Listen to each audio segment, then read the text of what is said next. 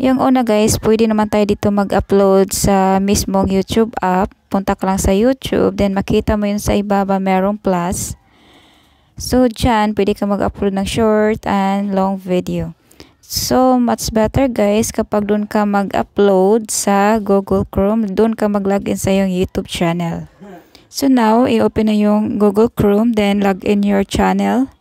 For me guys, mas maganda dito ka mag-upload or mag-login sa Google Chrome. Then, dito ka mag-upload ng yung YouTube video. So now, punta ka sa yung your channel. Then, madirect ka na dito sa yung channel homepage. So next, itap mo yung customize channel. Dito kasi ako usually mag-upload ng mga long videos ko guys. So right here, nandito na po tayo sa ating channel dashboard. So now, nandito na po tayo guys. Dito po ako usually mag-upload ng mga long videos ko guys. At nakita nyo din sa ibabaw na meron plus na create. So itap mo yung plus na create. Then mag-pop up yung upload videos. Now, select files ng video na i-upload mo today. Then, kapag meron na kayong video guys, i-select mo na siya. Tapos, madirect ka na dito sa details. So, dito tayo sa title guys, of course. So, yung gagawin nyo, kung anong klaseng content or anong klaseng video na ina-upload mo, yan din ang naging title mo. Dapat same or belong talaga siya sa title mo or sa video mo na ina-upload mo today.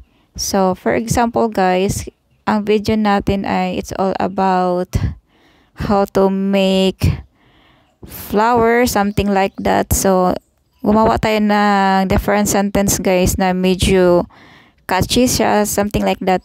So, after that guys, yung next is yung description. So, dito naman sa description guys, kung nagtaka kayo na meron na akong iba't ibang link or iba't ibang link sa mga video ko na nakalagay na siya directly. So, kung hindi nyo pa alam guys kung paano gumawa dyan, meron din akong tutorial dyan at pakicheck na lang sa aking description box. So, dito guys, i-add nyo yung description nyo kung anong klaseng video na ginagawa mo ngayon. So, dito mo siya itatype. So, dito naman sa thumbnail guys, meron siyang auto-generated, meron ding test. Then, kapag ikaw ay meron na ka ng ready-made na thumbnail for your video, you can direct select. But kapag gusto mo guys na i-test mo na yung, pwede ka mag-upload ng 3 thumbnails. At depends na lang sa inyo guys. So, now, wala pa tayong thumbnail today. So, we proceed to playlist.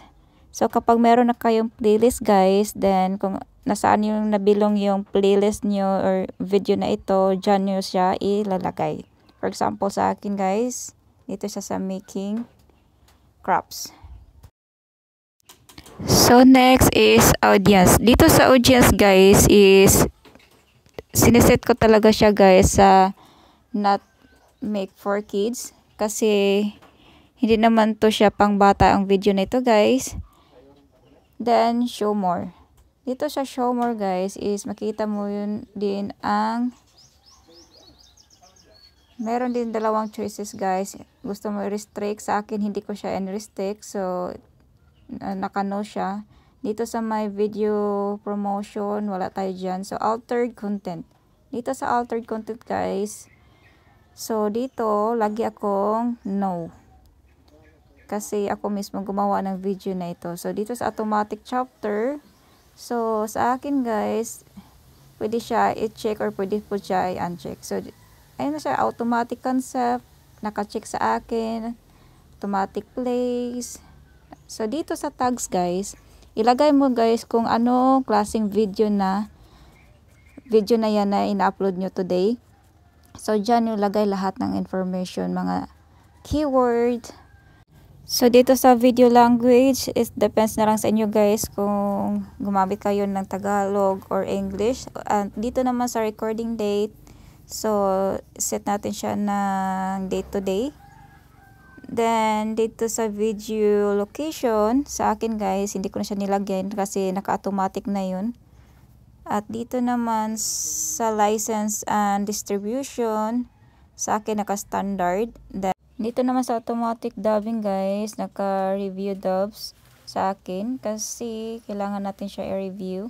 Then dito naman sa short remixing, pwede mo siya i-allow or allow only audio or don't allow. It depends on you guys. Sa akin, hindi ko siya inallow. Then dito sa category, so kayo na lang bahala dyan. Tapos dito sa comment. Then next is go to monetization. So for example guys, hindi pa kayo na monetize, wala pa to sa inyong video. So sa akin na monetize na ako, kailangan natin i-turn on yung monetization. Next dito sa ads shoutability guys, scroll down mo siya guys. Again, hindi to makikita sa hindi pa na monetize. So, tap mo yung lang box. None of this. Then, submit rating. So, next is punta kayo dito sa video elements. Dito sa video element guys is merong add and end screen. So, dito mag-import ka ng video. So, itap mo lang yung import. Tapos, ma-direct ka na dito sa in screen. So, marami siyang elements guys na pwede nyong pagpipilian. So, pwede naman to, hindi ka na maglagay nito guys. Pero sa akin usually, meron din akong ganito. So, for example, I choose this end screen. So, itap mo lang yung square. Then, maghanap ka ng video na ilalagay mo dyan pang end screen mo. So, next. Sa akin, yung pinili ko is yung making crops na lang at playlist kasi it's all about crops naman tong video na ito. So, pwede kang mag-set ng times kung kailan siya lalabas sa video nyo. So, sa akin, dito siya sa bandang huli. So, tap mo yung add. Yung last is yung add cards. So, dito pwede ka din maglagay ng video, then playlist. So, sa akin, playlist again. So, same. Ilagay ko yung playlist sa making craft. Then, tap mo yun. So, yan ang lalabas sa ibabaw ng video nyo. So, kapag okay na, so, itap mo lang yung save. Ikaw na bahala guys kung kailan siya gusto mong ilabas sa video mo. So, next is dito naman sa visibility. So, save or publish.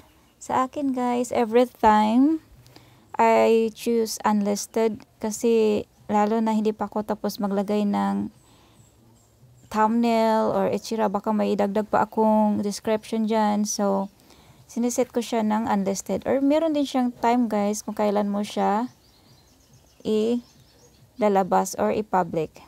So, pwede ka maglagay ng schedule dyan. So, after that, itap mo lang yung save kung okay na ang lahat. So, go down, then tap mo yung save. So, that's it. Thank you, guys. That's our tutorial for this week, guys. Sana po nakatulong tong video nito. Thank you so much for watching and see you in my next video. Bye!